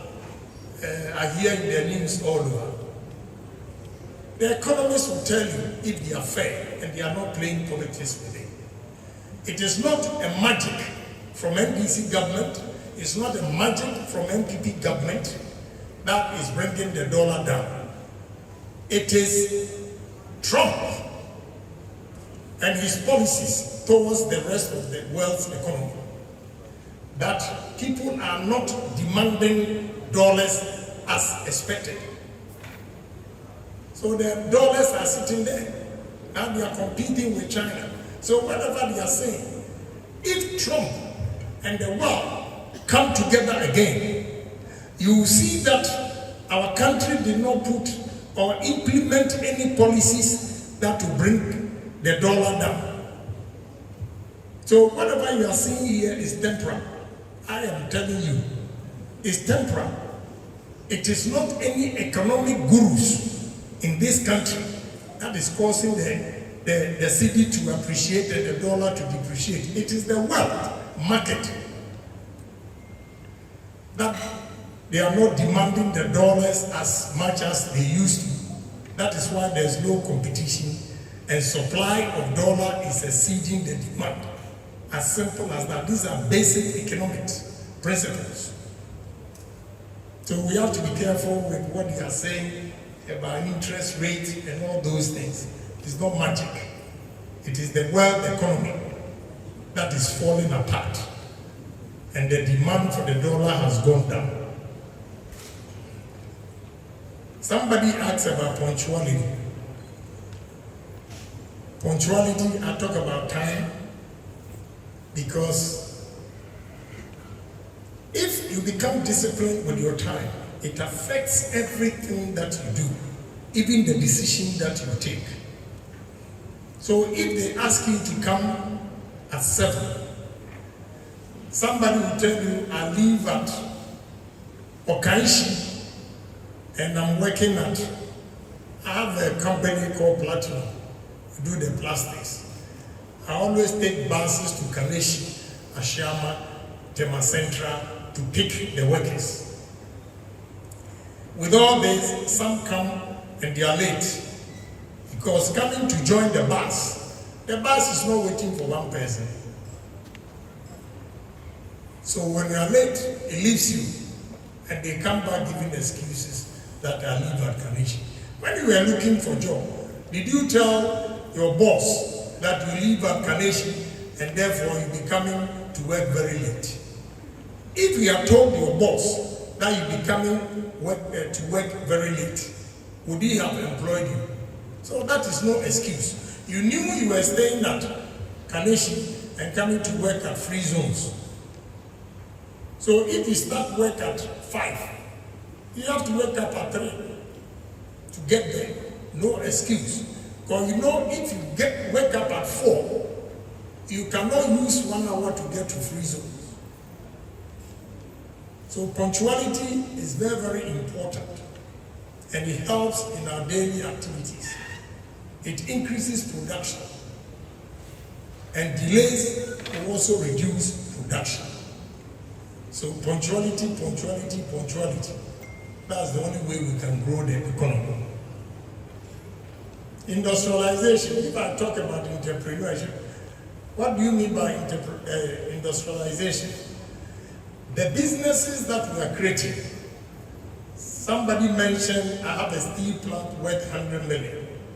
In fact, I don't know how he got it, but 3 days ago, the Indians came and they assessed the factory and they said it's $100 million. and I need $35 million working capital.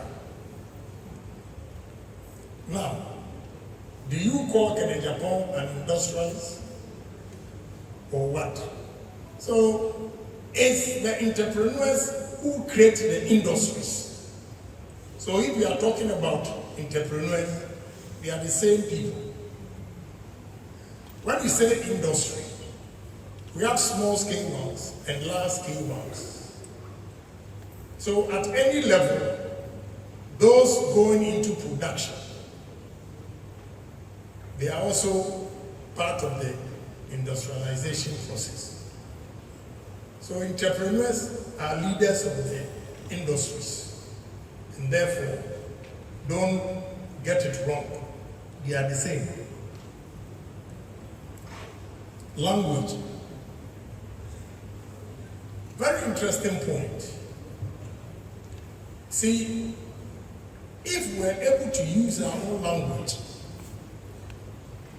in Ghana here, they always say, oh, if you can't speak good English, it means you are not intelligent. That is what we call in Latin, fallacy of argumentum ad hominem.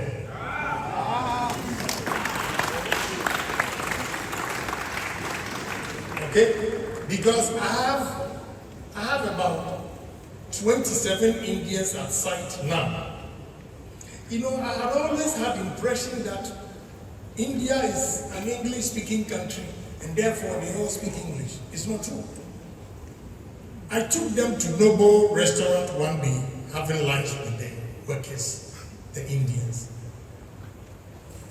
And all of them here are engineers, but they can't speak English. Only few. They use their language, and they are fixing all these machines. Those of us going to Accra will pass by the factory for you to see. So, look, I would have been one of the brilliant students if I had used my own language. I was born at the asylum. Papa. You know, at the Southern College, when we speak, they will call me, and the young ones from Radio 12, Morning Star Association, they all turn their back. The teacher, the master was, yes, the gentleman back there, and they will turn and look at Kwame Agyapong, Anu Blofu Cheme.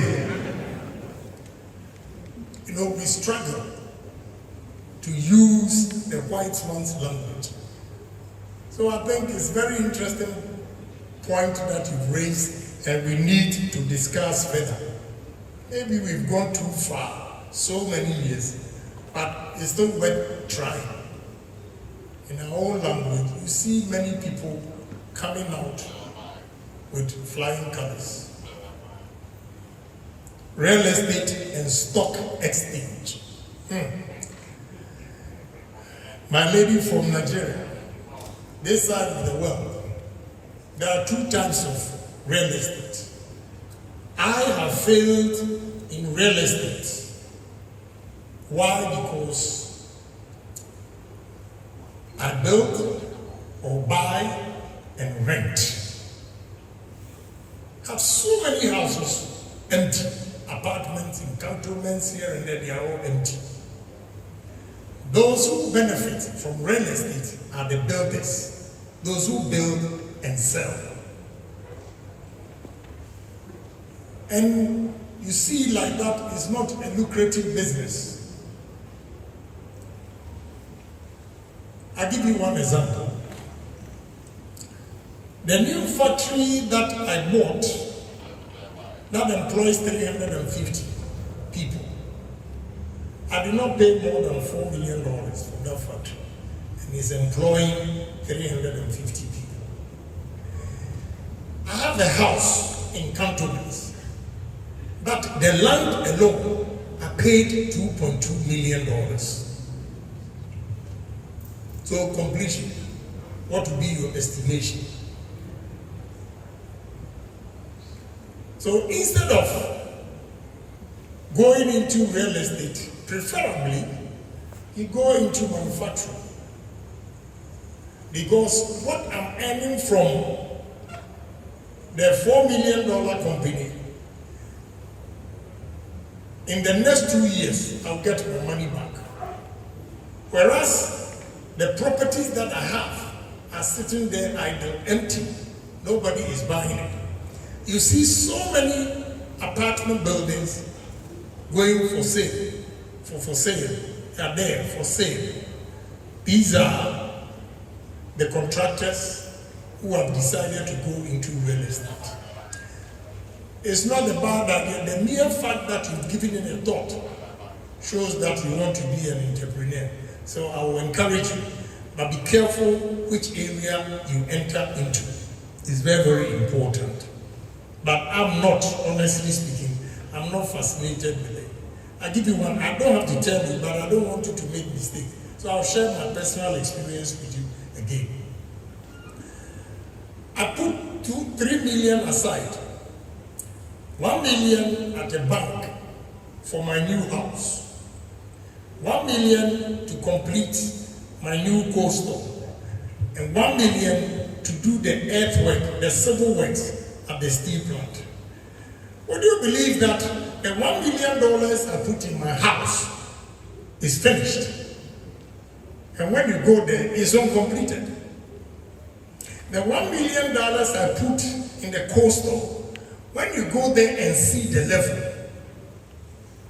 something that is going to bring me money, when you see what $1 million has done with the new coastal, 31,000 tons, you have no idea. $1 million in the steel plant, when you go there and you see the earthworks that they've done. And meanwhile, the house, $1 million is like you have a sieve. Now you're dropping the water in there. It goes just like that. So you have to be careful with real estate. That is all I can tell you. It's good. It means you want to be self-independent. You want to do your business. It's good. But you have to be careful. I'm not saying I'm writing it off completely, no. But try other manufacturing areas and you'll see what will happen.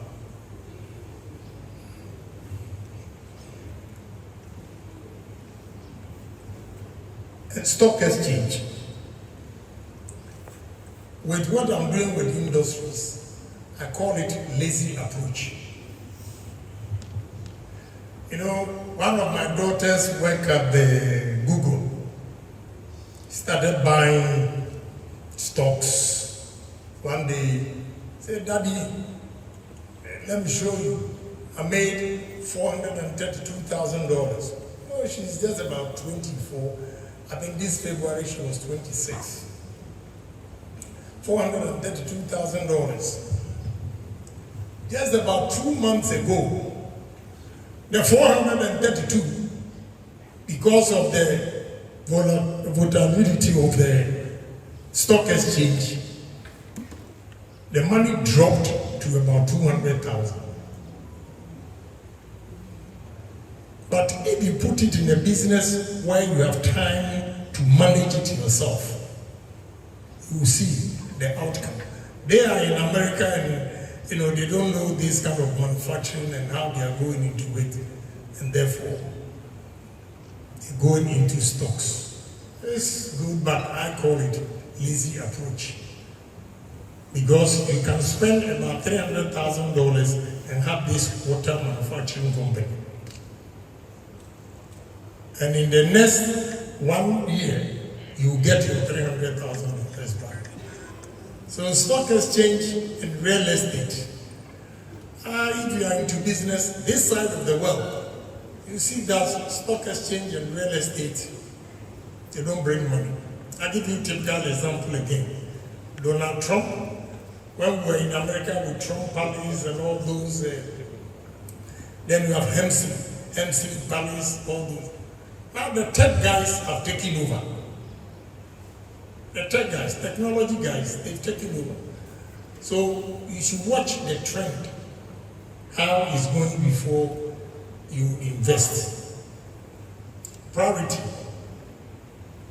I mean, when we talk about priorities, you should set goals for yourself. And the goals that you set, Some are more important than the others. So you have to start. Another example, I'm a pragmatic guy, and therefore I always want to give practical examples from my own experience. I stole idea from Honorable Speaker. A friend of mine was going to buy a car at $250,000. And Honorable Speaker came to me with equipment that he has imported to build his water boating company at $250,000. Whose priority is right? Because when you buy a car at $250,000, you take it out of the showroom to your house, the value depreciates right there, because you drove the car from the showroom to your house. Depreciation sets in. Whereas when you set up the factory, appreciation, it appreciates in value. So every individual should set his priorities straight. Some of them are just lavish. Some of them, when you invest in, it assures your future. So priority in every decision making, you have to prioritize the most important point first, the most important project first, before you go to others. Then the last one, we talk about savings. You need to save. No matter how small your money is, if you want to raise capital and you have a vision, you have a dream to be yourself one day, you have to save your money, no matter how small it is. But one day, you accumulate enough capital to invest. So do not think that you have a dream, a good proposal, and you are going to bank for a loan. You are going to work for the bank for the rest of your life. I hope I've exhausted the questions so far. Thank you very much.